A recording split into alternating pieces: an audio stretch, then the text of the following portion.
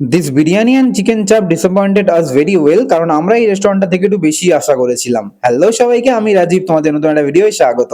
গিয়েছিলাম মুঘল এম্পায়ার, যেটা বাইরে থেকে দেখতে বেশ রাজকীয় একটা রেস্টুরেন্ট, আর রোডের ধারেই এত বড় একটা রেস্টুরেন্ট, এত সুন্দর লাইট ফাইট দেওয়া না যে তোমাদের কি বলবো, কি সুন্দর দেখতে লাগে। ওপরে আসার চার্জ মাত্র 10 টাকা, আর এখানে কিন্তু ভেতরের অ্যাম্বিয়েন্স বেশ ভালো লেগেছিল আমার।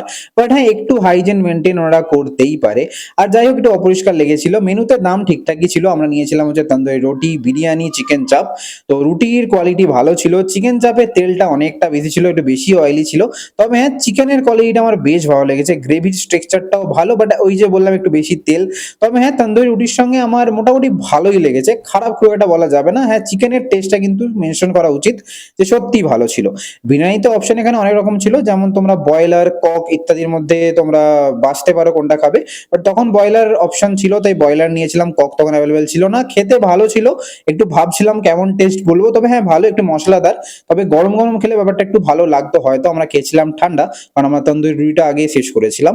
তো যাই হোক, ভালো, তবে টপ নচ কোয়ালিটি না যেমন আশা করেছিলাম। ভেবেছিলাম চিকেন চাপ বিরিয়ানি এখানে দারুণ হবে।